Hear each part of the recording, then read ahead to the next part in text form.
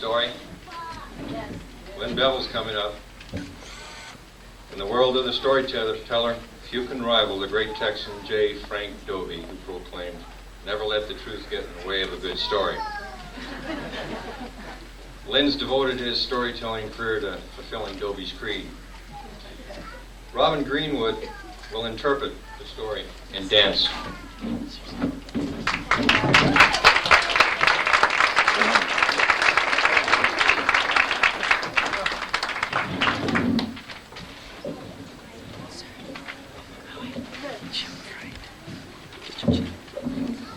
Okay, before I start, I want to give a little warning.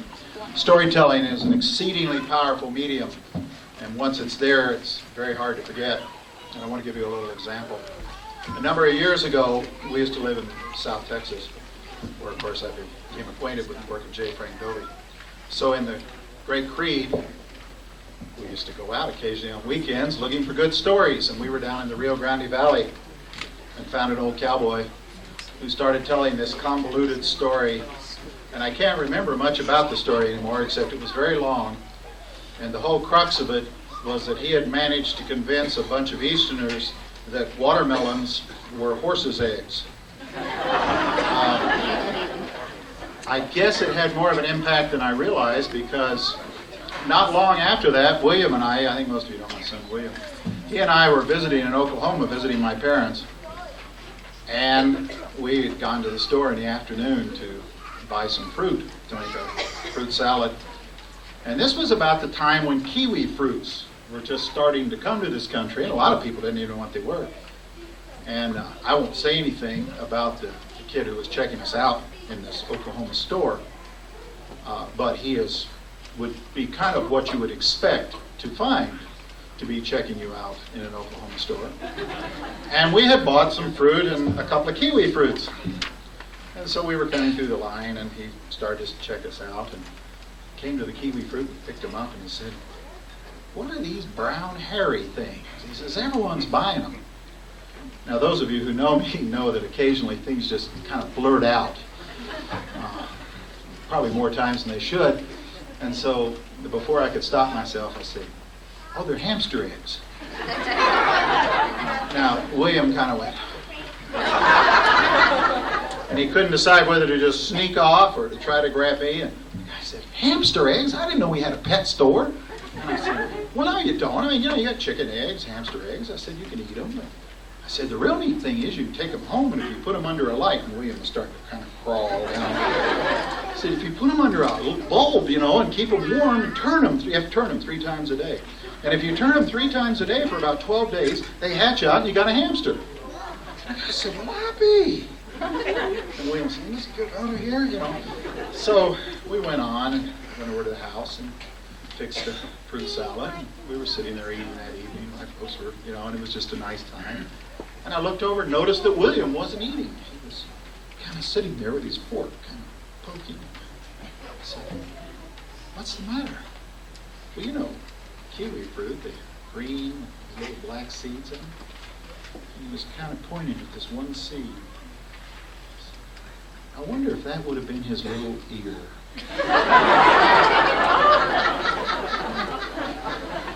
It's a funny thing, but when I eat kiwi fruit now, I don't eat it very often. Somehow it feels...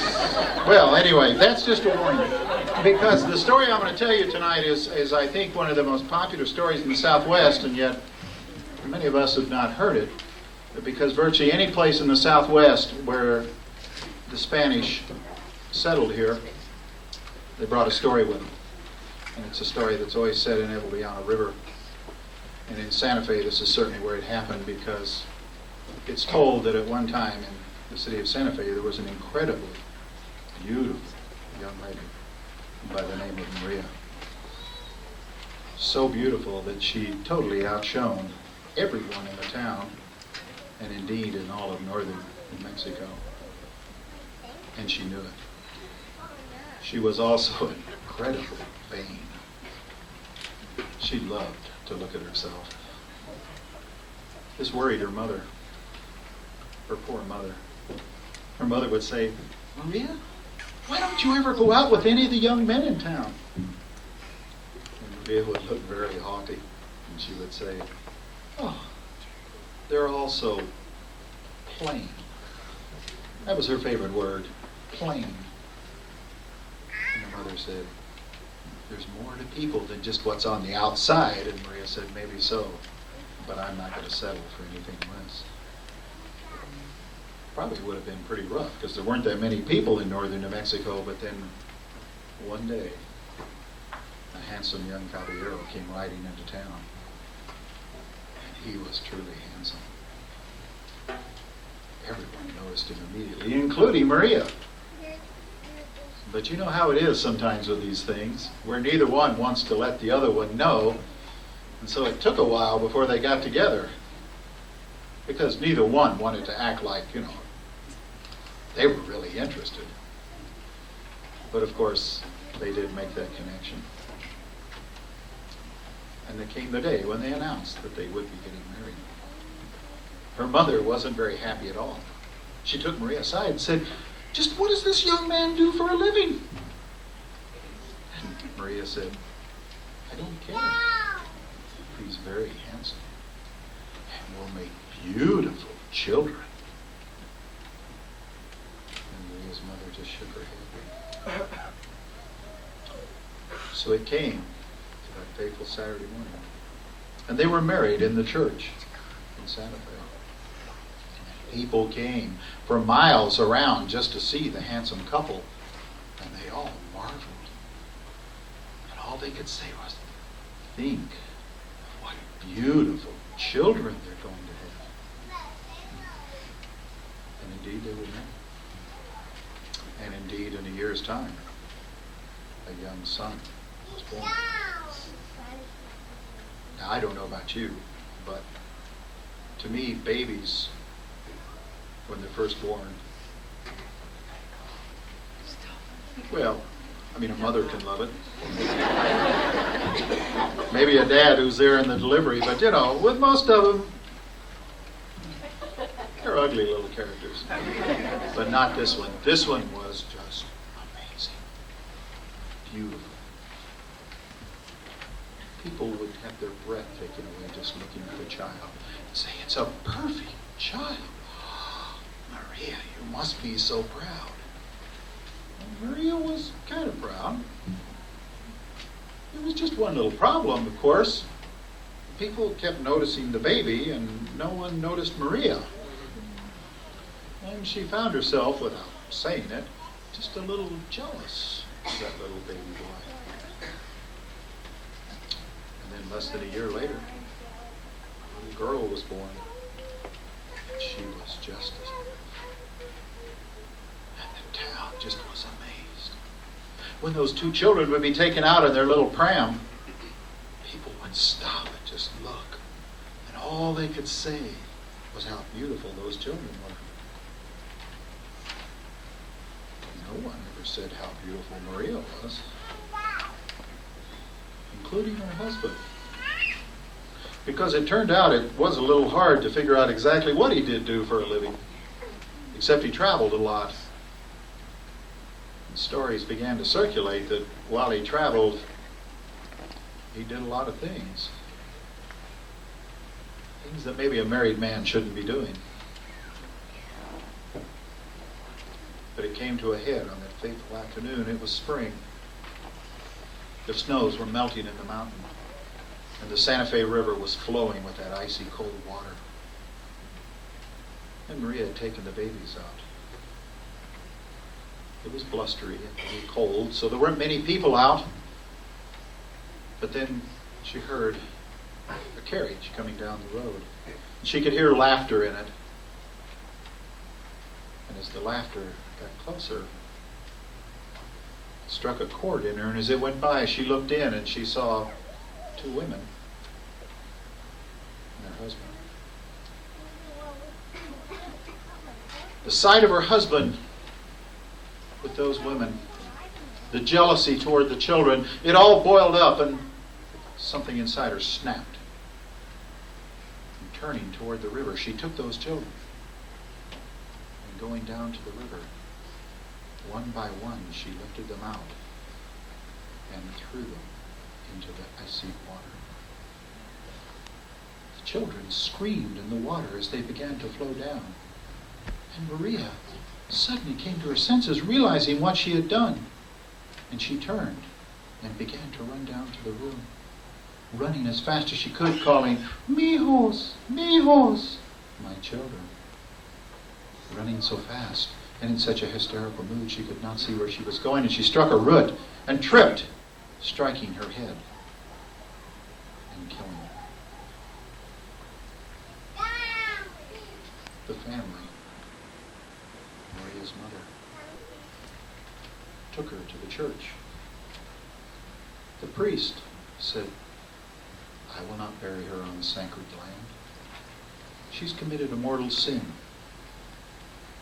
And so Maria's mother took her to the only place they had, a small plot of land just up on the river. And she was buried there.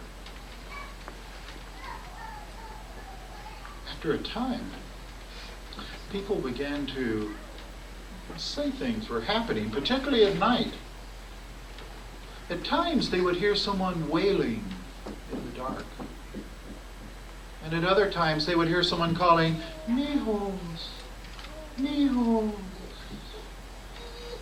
And then someone said they saw a figure, all in white, floating along the side of the river. And the story grew that Maria had never settled in her grave, and she was still searching for her children, lost in the river that day. Opportunistic parents took this for a good chance. And a child would say, "Well, I want to go out tonight." And they say, "You better not go out tonight. La Llorona might get you." Or a child might be crying, and the mother would say, "You better stop crying. La Llorona might hear you crying and mistake you for her child and come and take you back to the grave with her." And the children would stop crying. In fact, it became a pretty well accepted story that after dark, that river and its edges belonged to La Llorona, the wailing woman. I talked to a man named Carlos, who was an old man. When he was a child, he grew up in Santa Fe. And he told the story that he was getting a little older. He and a friend were down playing on the river, throwing rocks. And the sun started to set. His friend said, "I think we'd better be getting home." Carlos said, "Why?" "You know why. It's getting dark. La Llorona will be out." Carlos said, "You don't believe that story, do you? It's just made up by parents to try to keep us in line." The kid said, "Yeah, I believe it." Carlos said, "Well, I don't. And I'm not going to go home. You can go if you want to. Be a sissy." The other kid said, "Okay." So he went home, leaving Carlos by himself along the river. And so Carlos was walking along, trying to act as brave as he could be, because he wasn't feeling quite as brave as he had been as the sun got lower. He pitched a few rocks in the water and stood around, and all of a sudden behind him, he felt something very cold. He felt almost frozen, but he managed to turn. And as he turned, he saw coming toward him a white apparition.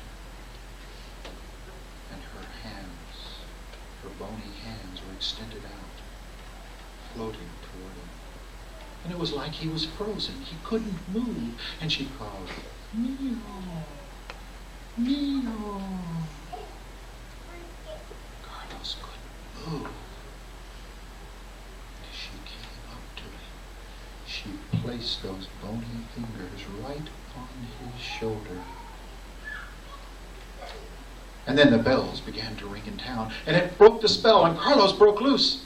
And he ran all the way home, crying and sobbing, till he burst into his house.